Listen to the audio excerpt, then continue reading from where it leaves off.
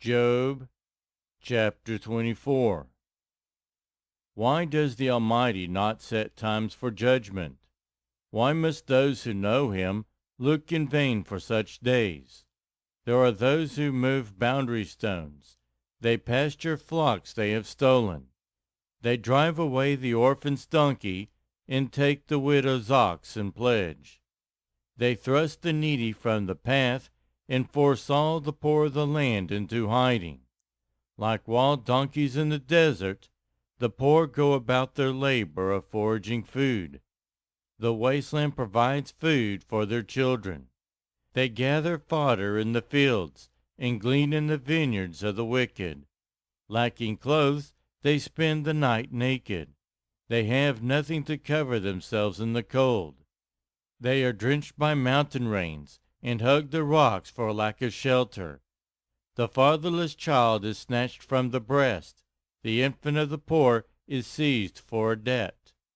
Lacking clothes, they go about naked. They carry the sheaves, but still go hungry. They crush olives among the terraces. They tread the winepresses, yet suffer thirst. The groans of the dying rise from the city, and the souls of the wounded cry out for help. But God charges no one with wrongdoing. There are those who rebel against the light, who do not know its ways or stay in its paths. When daylight is gone, the murderer rises up, kills the poor and needy, and in the night steals forth like a thief. The eye of the adulterer watches for dusk. He thinks, "No eye will see me," and he keeps his face concealed. In the dark, thieves break into houses, but by day they shut themselves in. They want nothing to do with the light. For all of them, midnight is their morning.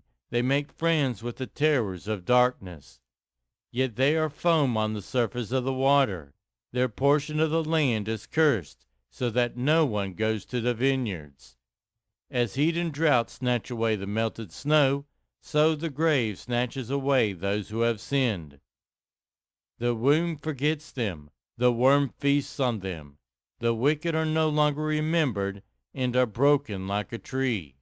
They prey on the barren and childless woman, and to the widow they show no kindness. But God drags away the mighty by his power. Though they become established, they have no assurance of life.